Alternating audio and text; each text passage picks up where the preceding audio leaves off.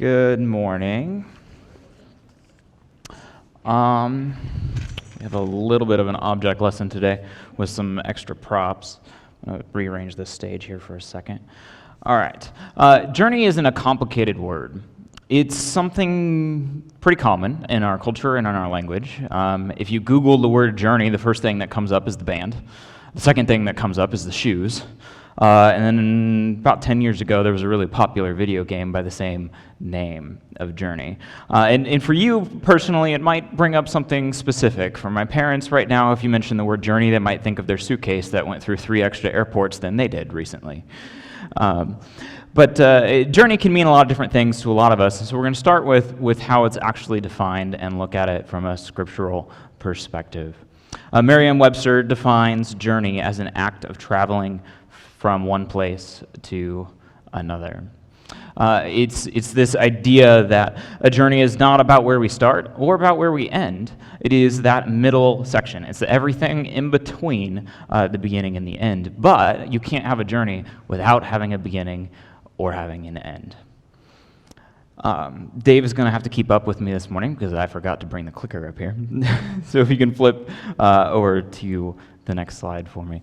If every instance of the word journey in Scripture refers to physically traveling from one place to another. One of the usages of it was what Ian read for us this morning in 1 Corinthians. There are many instances of journeys throughout the Old and the New Testament as we travel from one place to another. But in our culture and in our language, we don't necessarily have to talk about a journey as being physically traveling from one place to another. We can also talk about it from a perspective of time.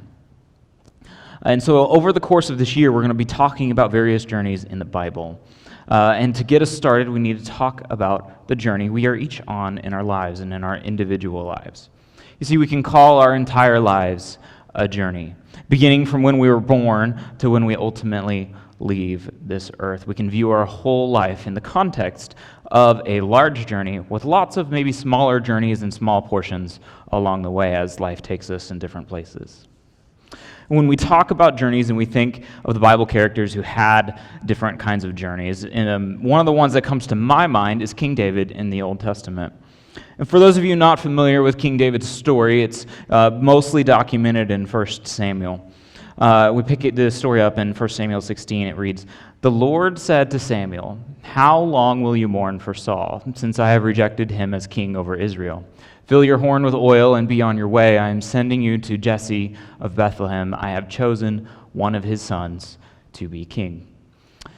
Samuel has a lot of content. It's a really, really good read. It's not as slow as like Deuteronomy or Numbers or Leviticus or some of those other books of Moses.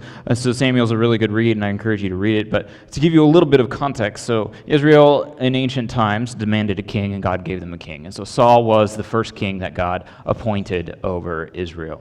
He started to wander away from the Lord a little bit, and so God raised up prophets as to be spiritual guides, spiritual advisors, God's mouthpiece to both Israel and the king. And so Samuel was the prophet at the time, and so God had prompted Samuel to say, "Hey, this Saul dude, he's got to go. We need somebody else. Go to Jesse in Bethlehem and pick one of his sons, and I'll tell you who it is." As we read later, we find out that the son that God had chosen, and that Samuel identified was David. And so from this verse, we can kind of surmise that David's journey began in Bethlehem. His journey began in Bethlehem. It's where he was from. It's where his family lived. And if we start to think about our journeys, we each had a beginning. It probably for most of us wasn't Bethlehem. For me, it was Illinois. I was born in Illinois, in the middle of the Midwest, in the cornfields, pretty much. And it's where my family is from. It's where I grew up for most of my childhood. And for the majority of my childhood, my dad worked for a church. He was, I believe his official title was the Minister of Missions and Operations. To my family, we called him the Minister of Everything Else, because he did everything else that the other staff members didn't take care of. And so that was kind of the environment I was raised in. Church was my second home. The building specifically, I was there 4 or 5 days a week. It was a little bit ridiculous. But my beginning was in Illinois. This is where I grew up. I went through high school and eventually college there.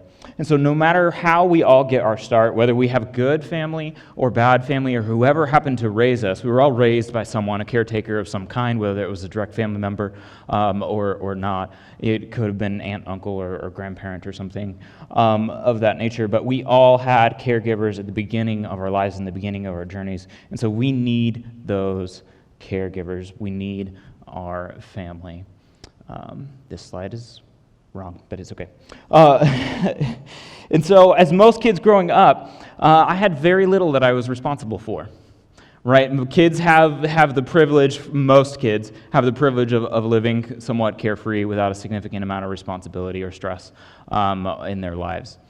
Okay, and that was definitely true of my situation as well. As I didn't have a lot of responsibility. I had some freedom of time and money. Of course, when you're 12, you think that your curfew and whatnot are very restrictive and that you don't have any freedom. But in hindsight, that's definitely true. So I used my time in junior high and high school to play a significant amount of paintball. You see, I connected to it through my youth group at my church. That I had a friend in high school. He was a bit of an entrepreneur and kind of started his own paintball business on his family's property. So I played a significant amount of paintball. This is a work shirt now, but this is the same shirt that I wore in high school playing paintball, because we ran through the woods and you want lots of long sleeves and stuff. And so I played a massive amount of paintball. Pretty much every weekend, all summer long, was where I spent my time. And my friend, Jake, who was the owner of the paintball field, his parents finally got tired of having 50 to 100 people running around the woods and their house every single weekend. And so they told him, they said, hey, can you find somewhere else? Can you look and see what might else be available? And so he started looking through the county property sites and looking around, and he found a property across the street that was available and going up for auction. And he found an investor as well, who also happened to be someone else I know. This was an adult, not a high school student. So he shows up to the auction. He got an investor all lined up and everything, and he bids on the property and wins the bid, and the investor doesn't show up to make the payment. Now, for those of you who are familiar with auction houses, you know that's a bad thing and can carry some legal repercussions. So my friend Jake literally snuck out the back door and called me, and he's like, I don't know what to do. So I called a couple of my other friends, just like, well, and then called Jake back and said, well, I think between 3 or 4 of us, we can come up with bail money if we need to. And he's like, thanks. And fortunately, over the next hour, his investor finally showed up late, and everything got taken care of, and we didn't need to bail Jake out of jail. But sometimes in our lives, we find ourselves in some trouble. We can continue our story in 1 Samuel here when we look at David's life, and we're jumping ahead a little bit. You see, David had started kind of working for Saul, in a sense, after Samuel and God had identified him as the next king. And he started working for Saul in some capacity and serving in the military, and he was starting to get recognized for his accomplishments. And so they were starting to build up some friction and some jealousy between Saul and David, and Saul was starting to recognize that David was becoming a problem and that Saul was going to lose his throne to David. Saul wasn't very happy about that, and so he started making some threats against him, and we can pick up our story in 1 Samuel 20. It says, but David took an oath and said, your father knows very well that I have found favor in your eyes. And he said to himself, Jonathan must not know this, or he will be grieved. Yet as surely as the Lord lives, and as you live, there is only a step between me and death. Jonathan said to David, whatever you want me to do, I will do for you. You see, Jonathan was Saul's son, who had developed a good and friendly relationship with David. It's a really neat story. And so David finds himself in a position in trouble that is potentially in conflict for Jonathan's potential loyalties, and Jonathan makes it very clear that he sides with David and offers Whatever you want me to do, I will do for you. You can see about our journeys that we need the friends and relationships that we have in our lives. And moving on in kind of my life story is not nearly quite as wild. I didn't have someone threatening to kill me where I needed friends, but I definitely got myself into some trouble, particularly in college. And I kind of started wandering from my faith and pursuing other interests, and God was not much of a priority at all for me. And for me, fortunately, I had some friends in school who recognized that in me and kind of pulled me back into the church to help me recommit and refocus my life on a godly path. So I say we definitely need our friends around us. We can't go through our journey alone. We need the relationships we have with one another to keep us focused on the things that we need to be doing. Eventually, I graduated from SIU, it's an Illinois school, with an engineering degree. And as you can tell from this T-shirt, it says, "Trust me, I'm an engineer." I was very humble about it. I did not buy this for myself, just to be clear, okay? And so I had that accomplishment. And shortly afterwards, Hannah and I started dating. We had known each other growing up. I got my first job at Caterpillar, which I was also proud of. I did buy this shirt for myself. So Hannah and I started dating, and we started spending a lot of time together. And as you all know, we got married. And so this shirt, which says "Best Husband Ever," I didn't buy this one for myself, but I do wear it. So I guess you can say I'm a little bit proud of that one too. But at some point in our lives, we get to a point in which we have the people that we were born to or raised with, and whoever that might be, that we didn't get a choice over their role in our lives. But we get to a point in our lives in which we start to develop friends and relationships, and we can choose who our family is. I chose Hannah and all the people that came with her as my family. And for you, whether you're married or not, it doesn't have to be through marriage that we acquire more family. I'm sure every one of us can identify someone who you are not blood related to, that you would identify and call part of your family, that you have chosen throughout your life journey. We choose new family as we go through our journeys. From here on out, my journey is now our journey, because Hannah and I have chosen to go through life together.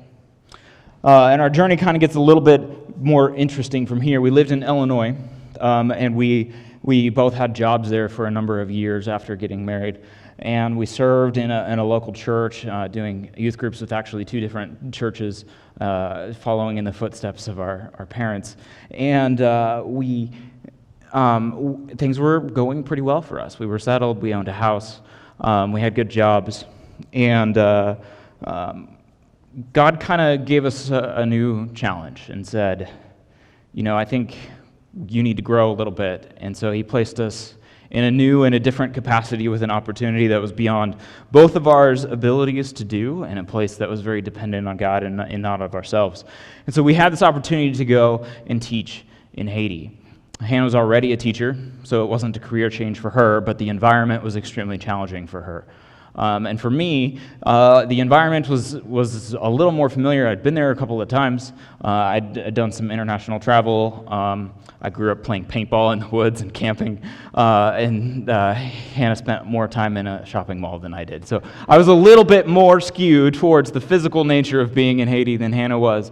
But my challenge came in the fact that I was changing careers from an engineer to a teacher. And that was very difficult. And so we headed to Haiti. The name of the mission was Sunlight Ministries. And we moved there. We sold our house, pretty much everything we owned. We didn't put anything in a storage unit because we intended to be here for a significant amount of time. Our life plan at the time was not that I would be here this morning.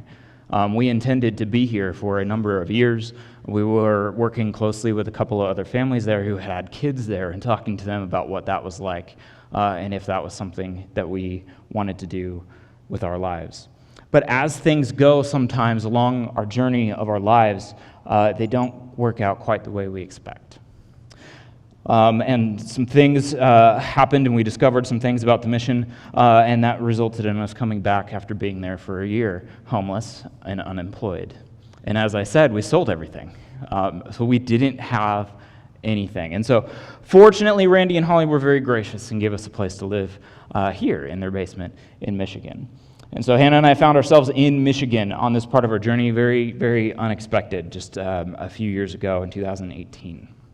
That's when we started coming here, and we joined this congregation. But we moved in with Randy and Holly here in Michigan. And now, I don't know if any of you have recognized this a little bit, but for me, moving to Michigan was a problem. Because very shortly after moving here, Randy invited us out to a football game, I think it was, and bought Hannah and I shirts, because, we need to dress the part. But I told him I wasn't sure if I could wear this. You see, I didn't go to the University of Illinois where the Fighting Illini play, but I grew up in the same town.